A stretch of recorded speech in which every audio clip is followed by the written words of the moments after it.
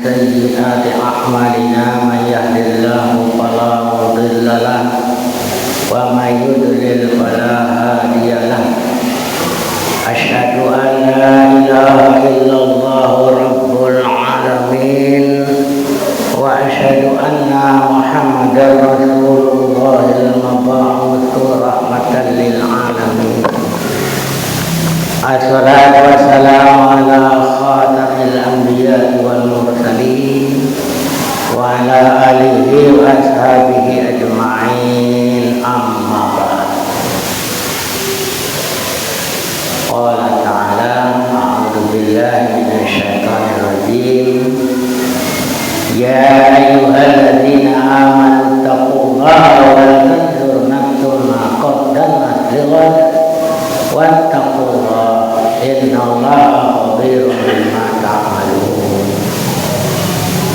يا أيها الذين آمنوا اتقوا الله حق تقاته ولا تموتن إلا وأنتم مسلمون. Bapak-bapak dan ibu-ibu jemaah yang dirahmati Allah, mari kita awali kajian malam ini dengan membaca basmalah. Bismillahirrahmanirrahim. Ibu bapak yang dirahmati Allah, salah satu bentuk kita bersyukur kepada Allah Subhanahu wa taala adalah memanfaatkan kesempatan yang Allah berikan.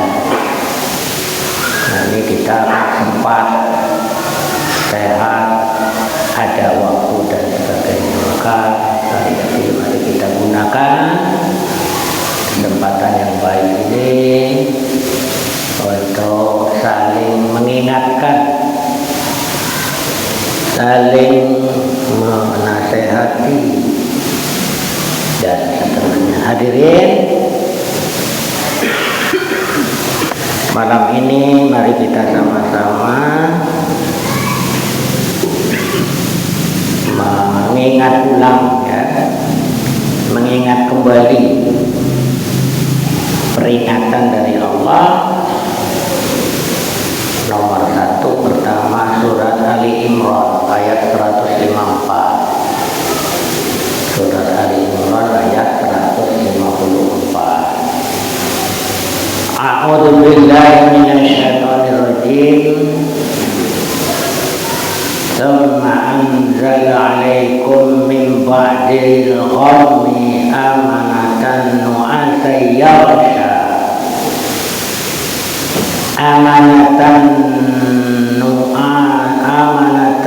nu'asan yaghsha qa'ibatan minkum wa qa'ibatun qad ahammathum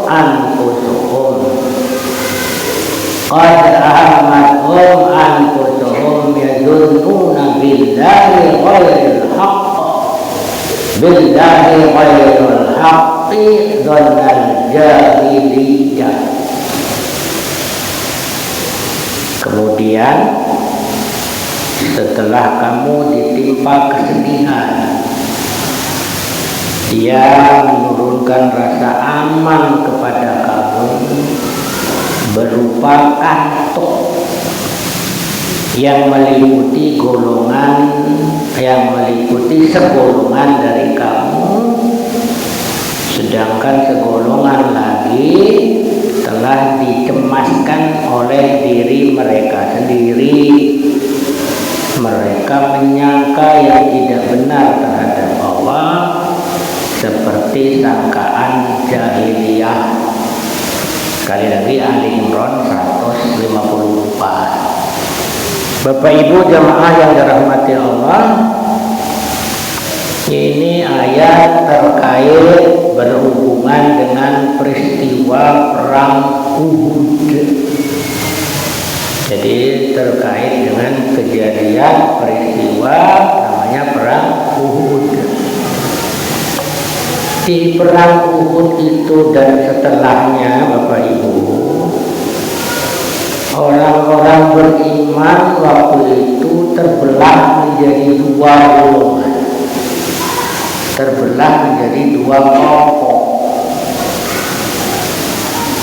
Golongan atau kelompok yang pertama adalah orang-orang yang keyakinannya kuat, yang kepercayaannya kepada Allah mantap, imannya kuat.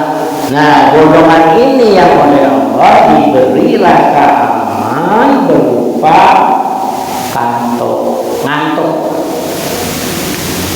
Jadi diberi rasa aman bentuknya wujud ngantuk. Dengan ngantuk itu dimaksudkan oleh Allah, dan memang nyata itu menenangkan mereka dari rasa ketakutan. Wedi kayak apa kalau ngantuk kan hilang wedinya, ngantuk. Menenangkan mereka dari lelah dan gelisah supaya tenang. Sebab perang Uhud itu banyak korban. Perang Uhud itu bisa dikata kalahnya orang beriman. Banyak yang meninggal, banyak yang syahid. Dimaksudkan juga oleh Allah supaya dengan ngantuk itu bisa mengumpulkan kembali kekuatan. Jadi kekuatan pulih setelah ngantuk itu. Ya. Lebih dari itu, Bapak dan Ibu jamaah yang dirahmati Allah, dimaksudkan oleh Allah, tujuan Allah supaya orang beriman itu sesungguhnya yakin dan percaya Allah pasti nulungi, Allah pasti bantu. Cara sekarang pada waktunya pasti menang. Jadi supaya tidak berubah, diberi ngantuk. Ini hadirin Bapak Ibu yang dirahmati Allah, ini kelompok yang pertama, ya. Nah, kelompok yang kedua, orang-orang yang lemah iman, orang-orang yang ragu-ragu, bahkan munafik.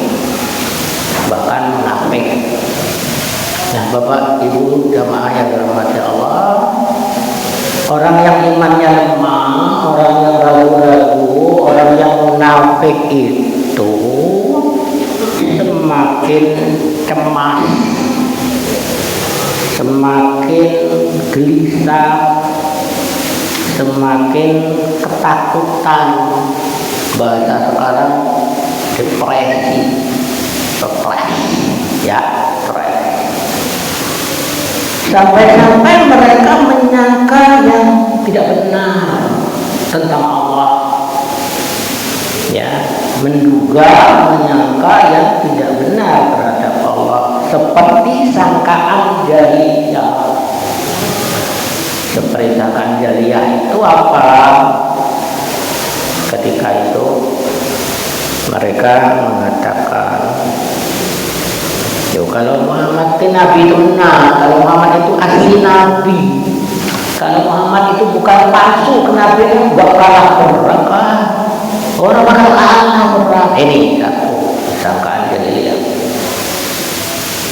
Lebih parah lagi, mereka mengatakan, ini orang nggak datang ke Uhud, orang yang perang, orang mati.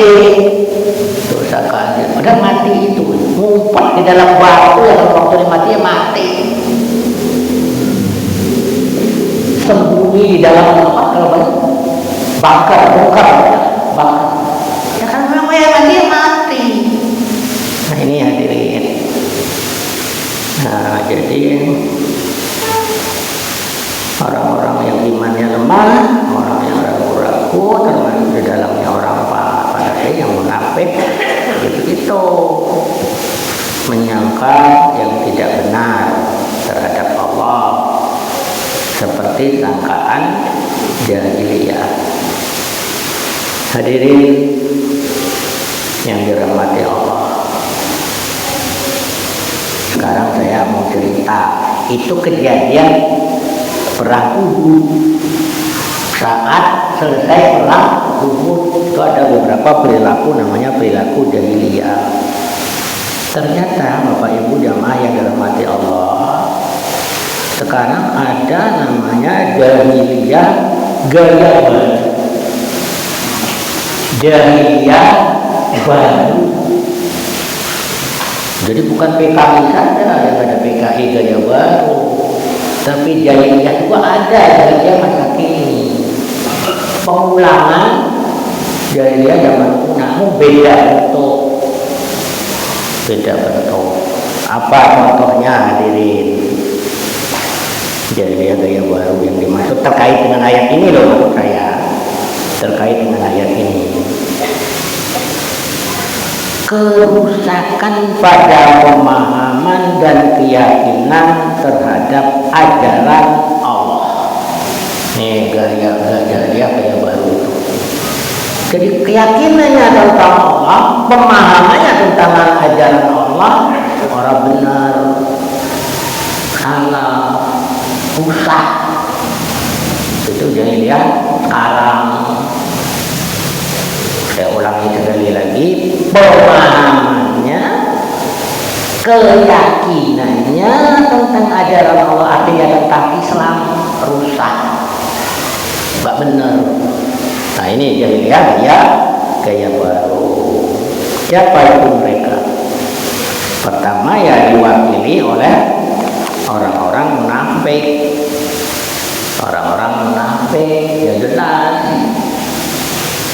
Dan ada juga sekarang ini Bapak Ibu jamaah yang dirahmati Allah, orang bukan jamaah sholihin ya, ketika menghadapi kesedihan, kesusahan, kesulitan hidup, cemas, dari stres, depresi tadi, cemas dan ragu-ragu terhadap keberadaan Allah, terhadap janji Allah. Caranya wong menyambung ke orang lain. Kalau saya salah maaf ya, eloken. Allah kan berjanji di surat Al-Baqarah, kalau betul-betul bertakwa kepada Allah akan diberi rezeki dari arah yang tidak disangka-sangka. Kalau bertakwa kepada Allah, sesulit apapun ada solusi, ada jalan keluar. Bahkan di sana dikatakan oleh Allah, dijanjikan oleh Allah, kalau betul-betul bertakwa kepada Allah akan dicukupi oleh Allah. Itu kan dari Allah begitu. Tapi Bapak Ibu jemaah sekalian, tidak semua orang Islam sekarang demikian. Tidak sedikit yang ragu, yang mama, yang oleh. Tadi kalau saya dulu bahasanya kita ke eloker, kayak gitu, eloker. Hadirin yang dirahmati Allah.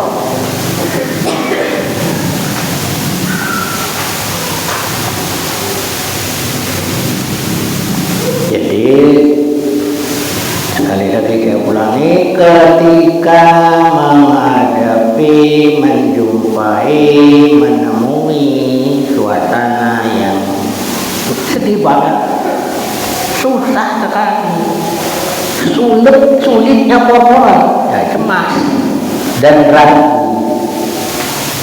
meragukan janji Allah, meragukan keberadaan Allah. Tuh ini jahiliyah gaya baru. Bahkan lebih parah lagi, Al-Quran itu dipaksa harus rasional. Al-Quran dipaksa harus apa maksudnya? Yang diterimanya, yang diyakininya, yang masuk akal saja. Kalau nggak masuk akal, enggak. Padahal banyak hal di Al-Quran itu tidak bisa dinalar, tidak bisa dirasiokan. Misalnya masalah bagaimana itu alam kubur, bagaimana itu bisa diakalkan. Apa Bapak dan Saudara? Kalau kita tentu mengerti dan yakin, pikiran akal kita yang nggak nyampe, kemampuan akal kita yang nggak nyandar ke situ, itu kan kita ya. Tapi kalau orang-orang yang tadi jahiliyah gaya baru itu, jadi saya bilang ini loken. Jadi Al-Quran itu dia terima, dia yakini hanya yang bisa diterima oleh akal. Padahal sekali lagi saya ulang Bapak dan Saudara,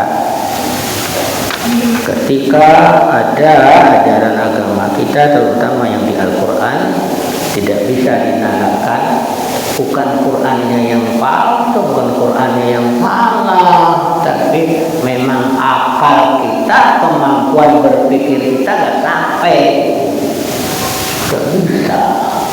Hadirin, itu yang pertama ya.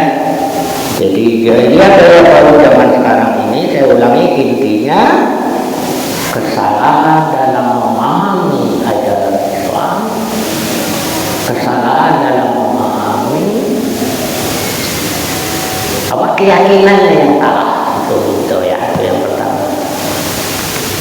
Kemudian yang kedua, Bapak Ibu jemaah yang dirahmati Allah, surat Al-Ahzab ayat 33 ya. Al-Ahzab ayat 33.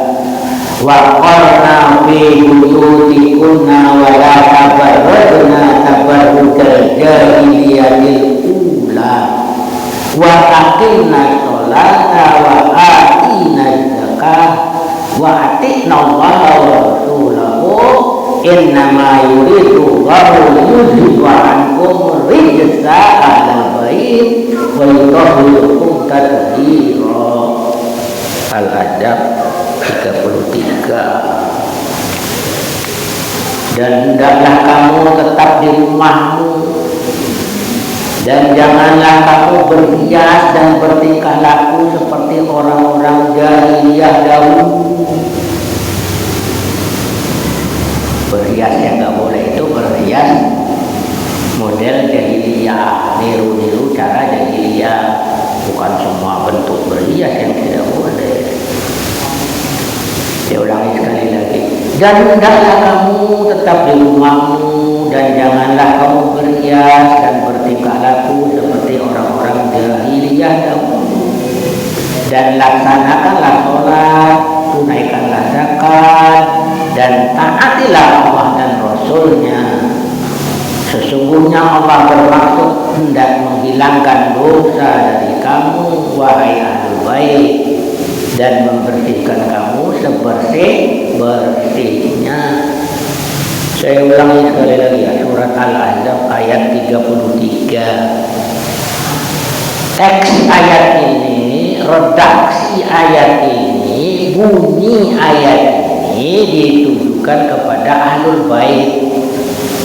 Ahlul bait ini artinya di sini istri, para istri Nabi. Jadi ini aturan, ketentuan, pedoman bagi istri Kanjeng Nabi. Namun Bapak dan Saudara, Ibu-ibu, ini berlaku untuk semua perempuan,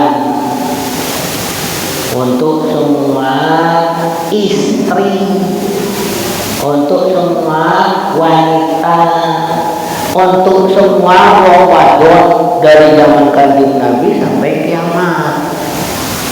Dari tekstualnya ahlul bait, tapi ini berlaku untuk seluruh yang namanya kaum Hawa. Hadirin yang dirahmati Allah, Al-Ahzab 33 ini Bapak dan Saudara dan Ibu-ibu, itu bahasa kasarnya jahiliyah badan, jahiliyah badan, jahiliyah tubuh, perilaku dan tingkah laku jahiliyah, perilaku dan tingkah laku jahiliyah. Jahil itu apa sih bahasa Tegalnya? Apa bahih? Bodoh. Nyong takon karo wong petiangan Bu, sebenarnya jahiliyah apa? Koor. Jawabnya begitu, benar. Bahasa Tegal asli katanya koor. Belum itu kasar. Senajan yang orang paham bahasa Jawa, tapi saya bisa menyimpulkan itu kasar. Meskipun mungkin benar. Hadirin, jadi ini saya bicara jahiliyah gaya baru, jahiliyah sekarang, bukan jahiliyah zaman Kanjeng Nabi. Kalau zaman Kanjeng Nabi semua sudah ngerti, semua sudah tahu. Jahiliyah gaya baru ini Bapak dan Ibu jemaah sekalian, akhlaknya rusak, kehormatannya runtuh, terutama kalangan wanita, perempuan, ibu-ibu, istri.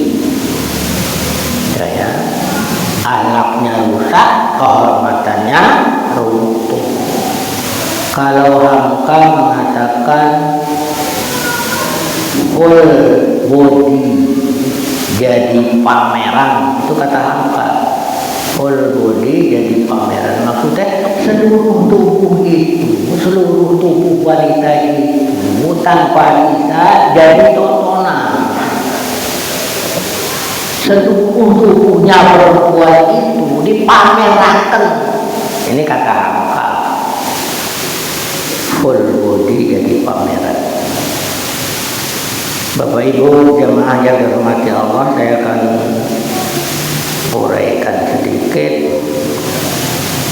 pengamatan saya ya, pengamatan saya, dan saya pakai rujukan orang dewek.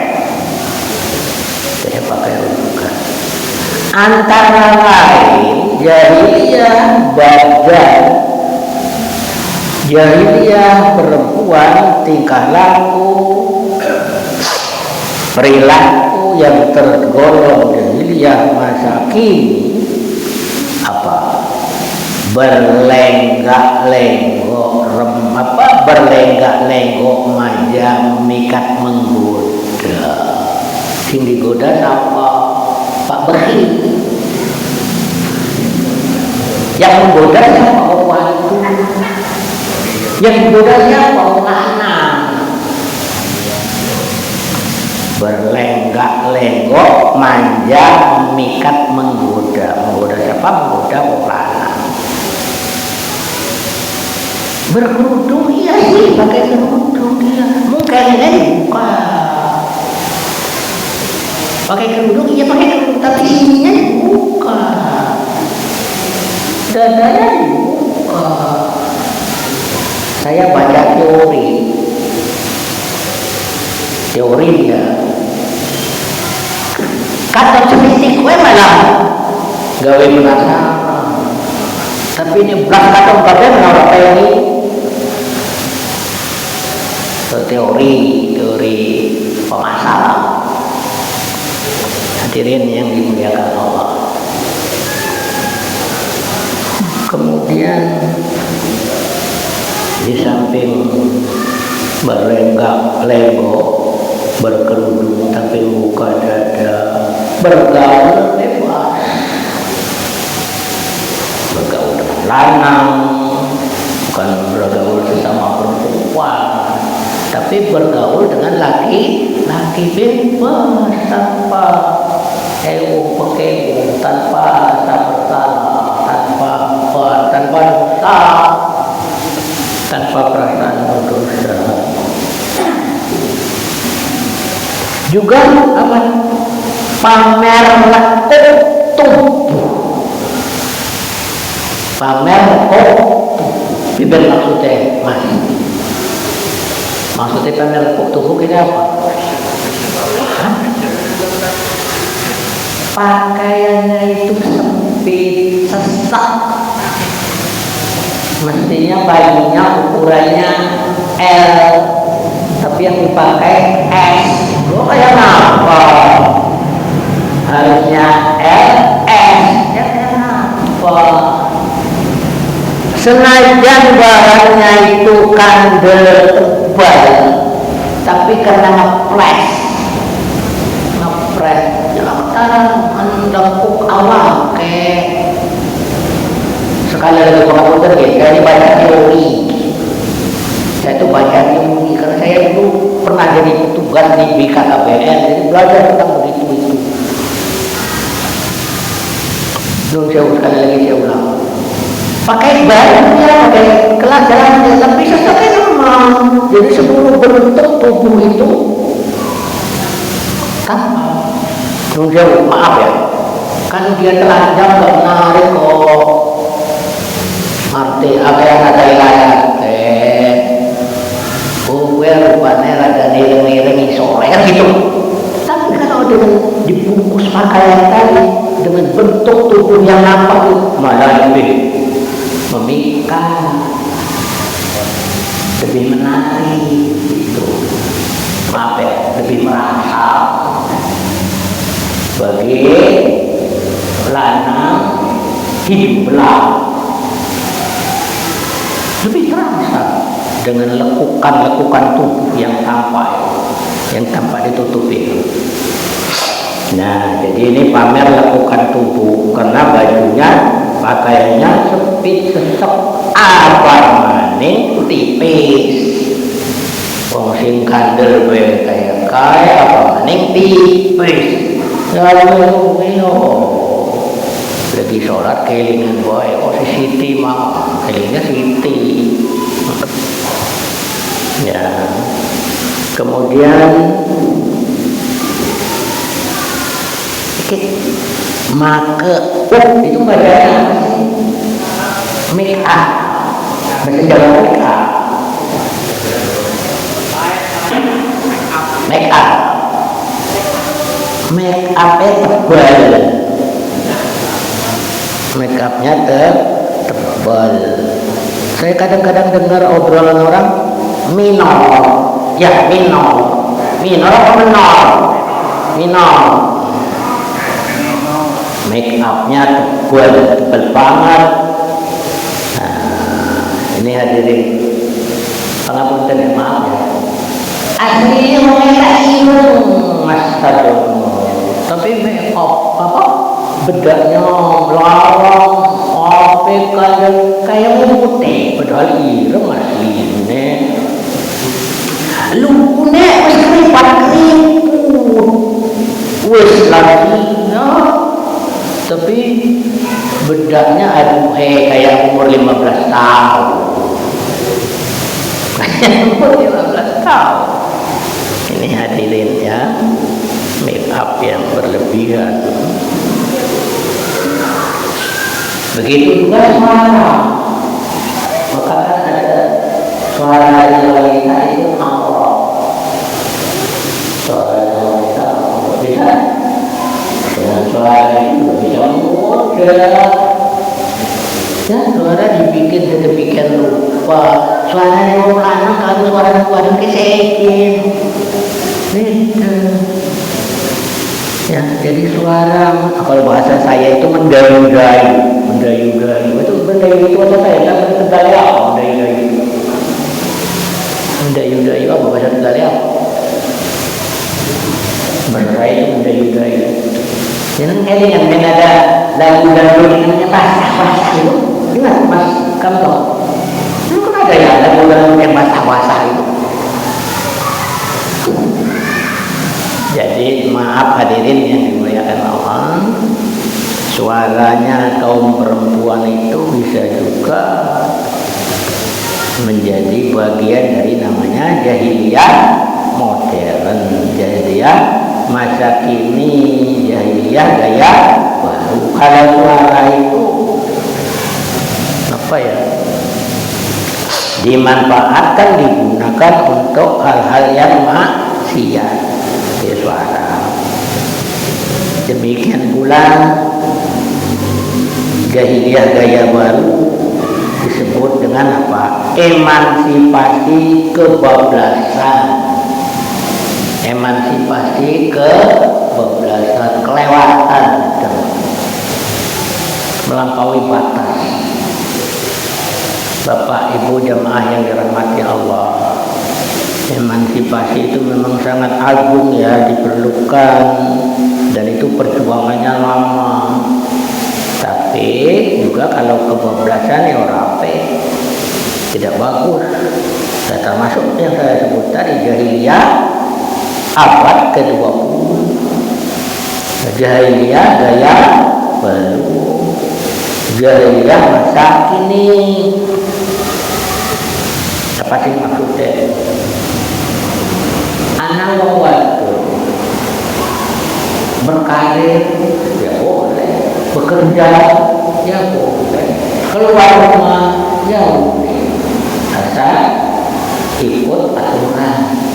Nah, yang emansipasi kebebasan ada seorang istri, seorang ibu, seorang wadah perempuan wanita, bawalah seorang mikir rumah cewek, bawalah, nggak dipikirkan lagi, nggak diurusin lagi, luar dulu.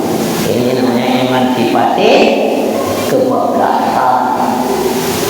Ulangi sekali lagi, boleh berkarir, boleh kemana-kemana, tapi rumahnya itu jangan dilepas dari pikirannya, jangan dilepas sama sekali. Sekarang kan ada HP gampang, bisa video call, ada CCTV, bisa dipantau dia dari rumah itu apa, itu hadirin. Jadi ini jahiliyah gaya baru, termasuk di dalamnya emansipasi kebablasan. Wong wadon, orang perempuan, ibu-ibu, istri, bablas nggak mikirkan rumahnya lagi, gitu. Nggak urusan lagi dengan rumahnya. Mau ini tak serah kalau pembantunya lanang bisa. Pembantunya lanang bukan warga. Oh parah. Hadirin yang dirahmati Allah, pada ayat ini Allah memberikan petunjuk, dan memang itu yang dituju oleh Allah, apa? Supaya kita bersih dari dosa, terutama tadi kaum ibu itu, kaum Hawa itu, istri-istri itu, perempuan-perempuan, wanita-wanita itu, supaya bersih dari dosa, jangan berdosa-dosa, supaya betul-betul bersih, itu kan, itu kata Allah ya, innama yuridullahu liyudhiba ankum rijsa, membersihkannya ahlal bait wa yutahhirukum tathira. Allah bermaksud hendak menghilangkan dosa dari kamu wahai ahlul bait, dan membersihkan kamu sebersih-bersihnya. Jadi dosanya hilang, terus bersih, lahir batin jaban jero. Nah ini Allah memberi petunjuk, Allah memberikan aturan, Allah memberikan tuntunan. Apa? Supaya kita kaum Hawa itu bersih dari dosa-dosanya hilang. Apa petunjuk dari Allah? Nomor 1, laksanakan sholat. Nomor 1, laksanakan sholat. Dalam kondisi apapun jangan tinggalkan sholat. Tertidur, waktunya lewat, ya sholat setelah bangun.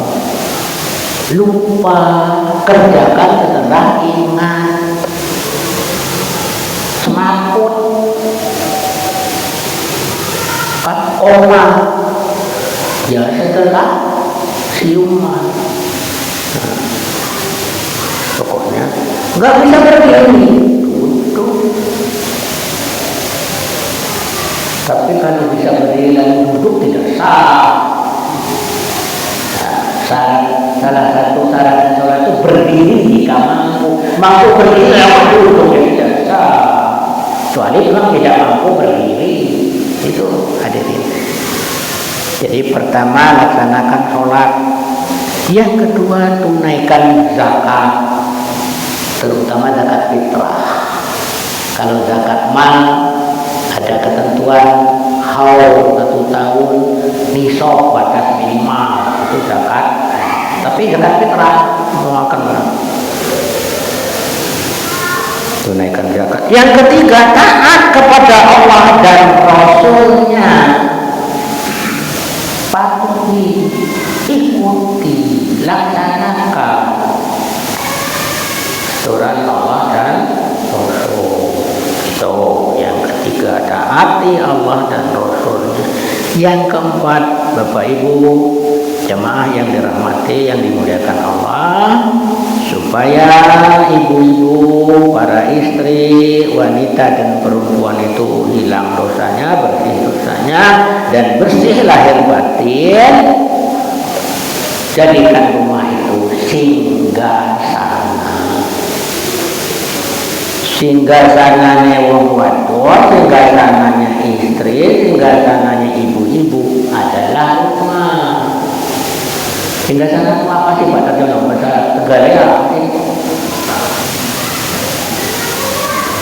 Istana, kursi itu ya, kursi itu singgasana. Kalau Allah kan singgasananya meliputi langit dan bumi. Ya, kursi samawati wal ardh. Kursinya Allah itu meliputi langit dan bumi. Tapi kursinya ibu-ibu jadi rumahnya itu. Singgasananya ibu-ibu itu rumahnya itu. Jadi yang paling berhak mengatur rumah itu ya ibu-ibu itu. Suaminya nungguin aja. Tuh hadirin yang dirahmati Allah itu ya. Jadi yang gaya baru terkait dengan badan, perilaku dan tingkah laku. Yang terakhir nih, yang ketiga. Kurang berapa menit Mas Gaso? 4 menit ya, 4 menit insya Allah cukup. Yang ketiga ini Al-Quran surat Al-Ma'idah ayat 50. Al-Ma'idah ayat 50. Apa hukmal jahiliyati yabqun wa man ahsanu minallahi hukman liqaumin yuqinun. Al-Maidah 50. Apakah hukum jahiliyah yang mereka kehendaki? Kata Allah ya. Hukum siapa yang lebih baik daripada hukum Allah bagi orang-orang yang meyakini agamanya? Hukum itu kalau bahasa saya gampangnya aturan. Hukum itu aturan. Nah hadirin Bapak Ibu yang dirahmati Allah, kafir Quraisy dulu ya, kafir Quraisy zaman Nabi itu aturan yang mereka pakai, hukum yang berlaku adalah hukum adat. Apa yang boleh, aturan nenek moyang.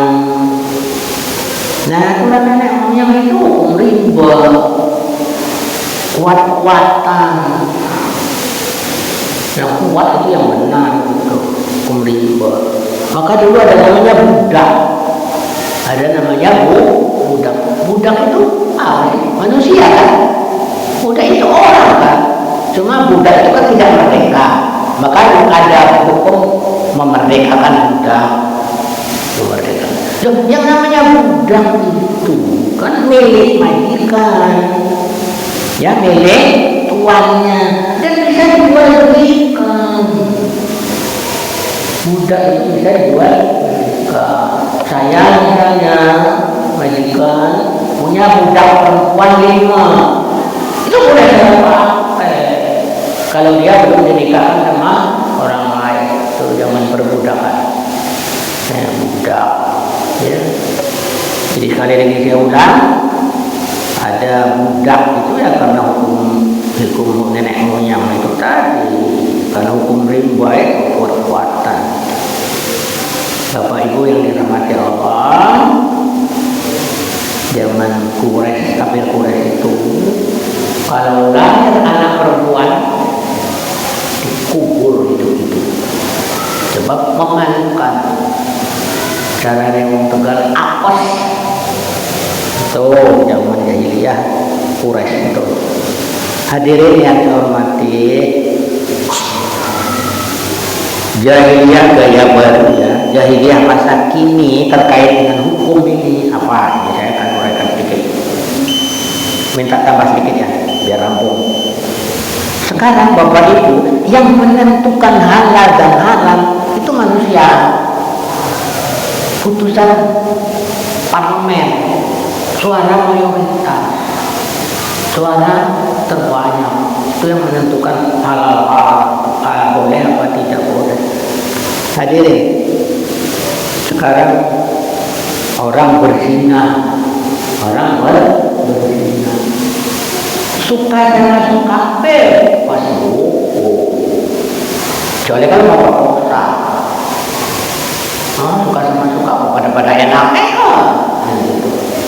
Sekalipun dilaporkan pada polisi ya orang urusan polisi, suka sama suka dan sama-sama dewasa. Nah, halal haram itu ditentukan suara terbanyak. Aborsi, LGBT, sistem riba, konten maksiat, sekarang melakukannya bebas dan bebas hukum. Ulangi sekali lagi, aborsi menggugurkan, LGBT, sistem riba, konten maksiat itu melakukannya bebas dan bebas hukum. Sekarang Bapak Ibu yang dirahmati Allah, manusia diperbudak oleh sistem, bukan diperbudak oleh majikan, tapi diperbudak oleh sistem. Segala tanpa kecuali. Sistem apa? Sistem yang sekuler. Urusan dunia dan agama bisa. Agama urusan masih sekuler. Ya. Riba itu kan senegara tanpa kecuali.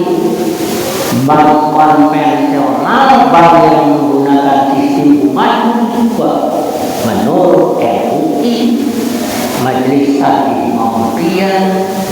Kalau NU menang terpecah, NU ada yang mengatakan riba, ada yang mengatakan bukan. Itu bank konvensional. Diperbudak oleh hak asasi manusia versi Barat. Hak asasi manusia versi Barat itu nggak cocok dengan Islam. Terakhir, sekarang jadi gaya baru menuhankan hawa nafsu. Pertama, nomor satu, hedonis, kesenangan duniawi, kenikmatan duniawi, enak materinya itu jadi uang, hedonis.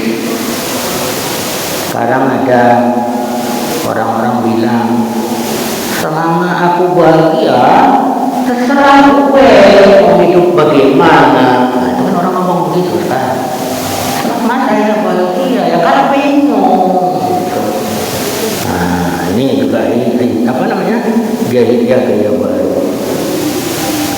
Tuhan kami, nah ibaratnya itu. Tuhan kami kayak duit. Tuhan kami itu uang. Tuhan kami kebebasan pribadi, hak asasi. Tuhan kami trending, tren, terkenal. Karena kami itu beda caranya, bagaimana caranya, sekarang caranya itu kan cepat terkenal. Trendingnya keseakan-akan Tuhan. Maaf ibu bapak yang dirahmati Allah, sekarang tidak bisa dimungkiri ada, meskipun tidak banyak. Agama itu dijadikan barang jual beli, komoditas. Agama diperalat, agama dimanfaatkan, agama digunakan untuk cari keuntungan. Karena begitu, ini jahiliyah ya. Saya sekarang ikut prihatin ya. Ini penutup, kalau tadi terakhir. Ini di negara kita ini nggak laporan berita kiai cabul. Muninya kiai, muninya pimpinan pondok pesantren, astagfirullah. Nggak laporan di beritanya ada terjadi terus. Sing IDP anak sing ini, saya punya anak-anak, saya nggak pernah bohong. Bapak nggak bohong. Anak saya itu baik. Lepas jalan-jalan itu amanah Allah. Karena mimpi betul. Bukan mimpi betul, karena mimpi lagi betul. Katanya itu amanah dari Allah. Disiarkan lewat video, dengar ya. Itu disiarkan lewat video. Ini anak saya. Orang yang bersama apa? Mimpi. Orang diperiksa polisi jadi tersangka. Anak jadi tersangka. Ini maaf saya sebut jahiliyah gaya baru. Jahiliyah masa kini, jahiliyah abad 20. Demikian Bapak dan Ibu jemaah yang dirahmati Allah, sedikit yang dapat saya sampaikan. Mudah-mudahan ini saya tiru Ustaz Arif menjadi wasilah sehingga Allah menghindarkan kita semua dari segala